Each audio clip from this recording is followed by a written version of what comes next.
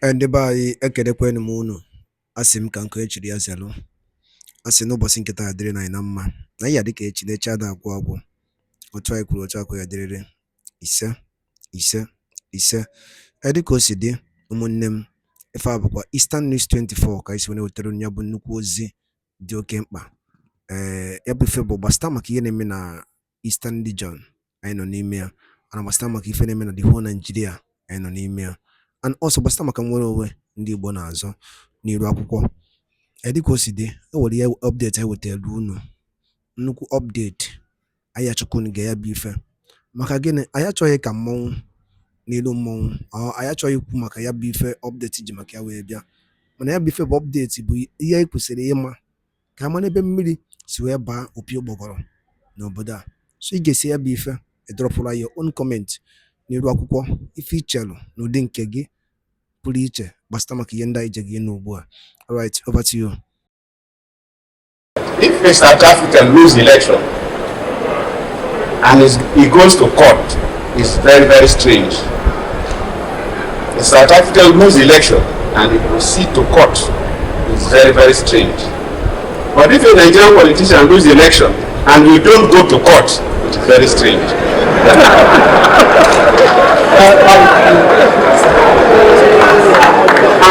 Very strange. And this is serious. Even when I was a vice president, and Nigerian South Africa, we had a binational commission and we were celebrating 10 years. So that was the program we had. And the deputy president there was a lady. And that time our cases stay in court for a very long time. Of course, that only has affected the tenure of states. We have off-season elections and so on. So I wanted to know from her, what did they do in South Africa? So I asked how long does it take for the judicial system to conclude these elections at the end of voting? See, that's the vice president, a very senior member of the African National Congress then. She first hesitated, as if what I was telling her was.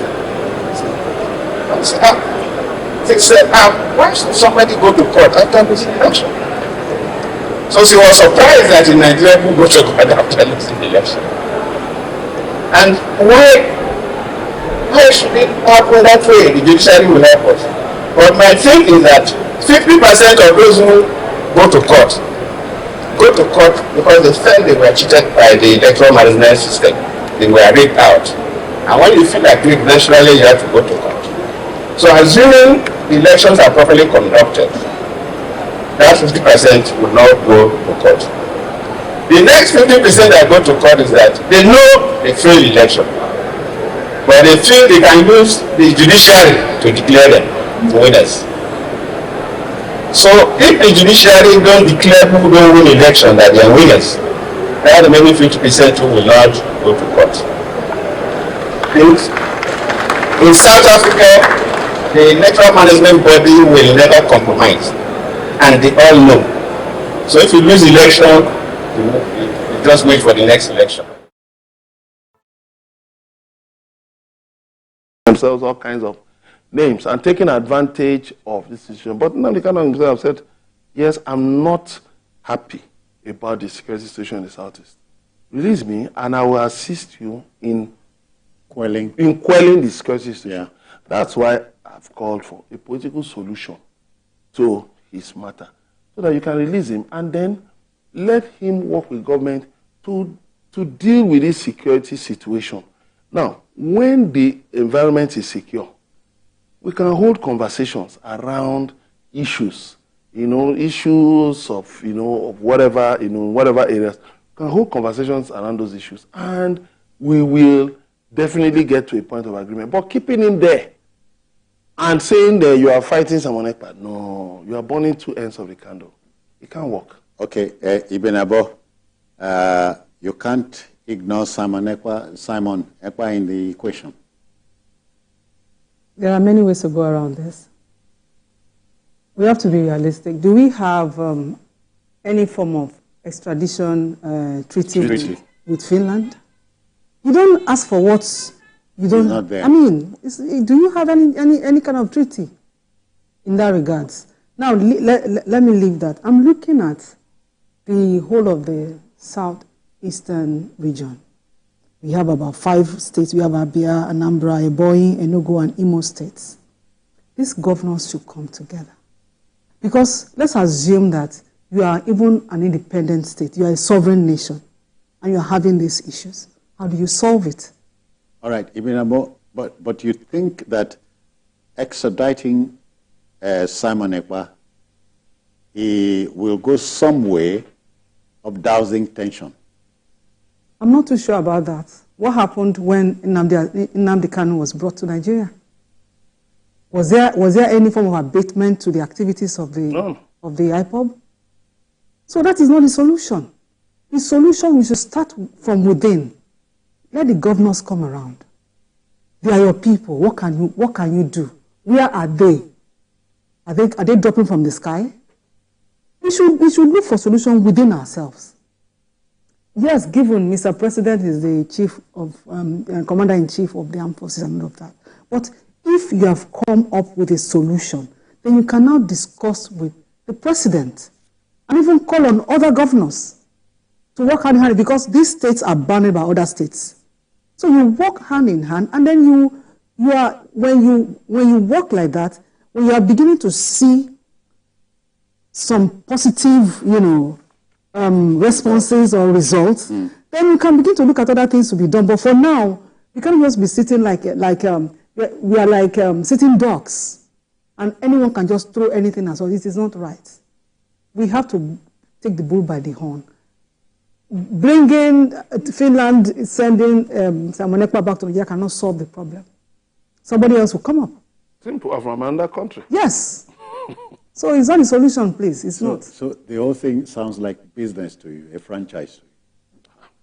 Well, didn't we see when there was agitation in Niger Delta? The names you were hearing then, did anybody ever come out to tell you, I am so person, I'm sorry? You see, when you allow situations to degenerate, even you may even find out that you may even have rogue elements in the security services who will be aiding people fighting against the state.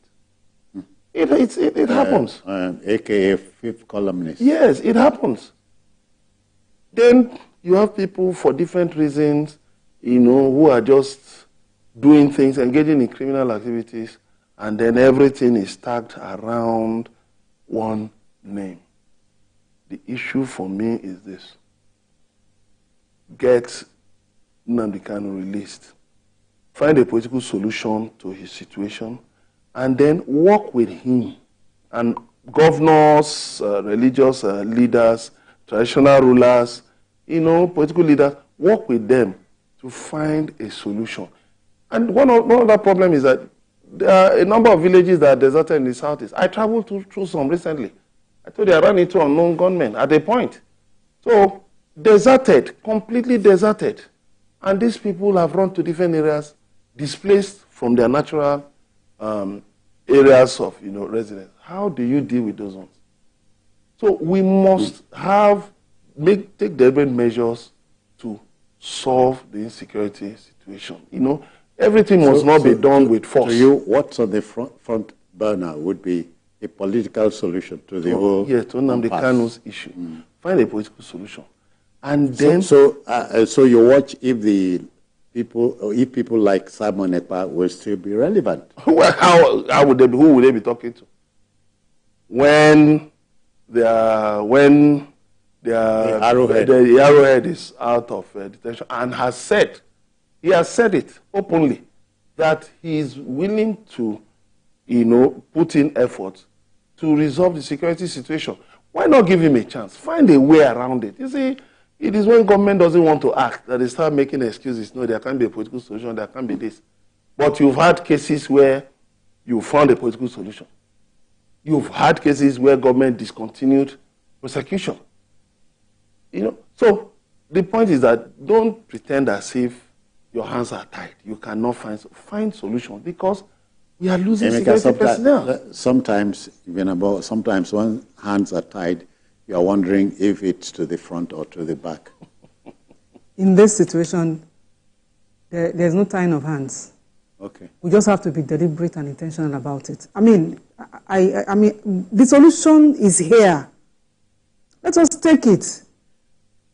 Nnamdi Kanu came up and made a suggestion. What are you doing with it? But if, in obedience to what the army chief is saying, Simon Ekpa is turned loose, something will give. It is because, you see, if it is because Nnamdi is not free yet, once the boss comes out, you just said it, Arrowhead is the one. Once he is out, the people will listen to him. And then with the collaboration of all of the governors and all hands on deck. So many people will be involved in all hands on deck, there will be solution. Have you forgotten what happened in the Northeast? Eventually. Right. Gentlemen, I hear we must begin to wrap, but not before thanking both of you. Ibinabo Dixon, many thanks for your time. Always a pleasure. Emeka Madunagu, thank you very we'll much. see you again. Thank you very much, yes. Okay, that will just about do it for the show today. Join us tomorrow for another episode of the program. You may watch a repeat broadcast of this episode tonight if you missed any part of it at 11, and then on Sunday from between 1:30 and 3:30. And by ekenekwen muno dikunu sibe neso ikwana ni ya menelu akwụkwọ na Eastern is 24 aisikwa na chukwuka bịa ma ya na ero nchani na ofu n'ofu dikunu sibe na esoera anyị n'ilu akwụkwọ dịka o si dị ụnụ anụgonu ka ya bụ ife si wee gbata wee kwụlụ ụnụ anụgonu ihe nwanne anyị nwoke kwuru n'ilu akwụkwọ ka efe were ikwu gbasịta maka ya bụ ihe ndị a niile nụgasị niile nwanne anyị kwugasị gbasịta maka open grazing bill. Kabaruke drop your own comment on the comment section below. Thank you, and also stay tuned at Eastern News 24. Kemesiano Mundem.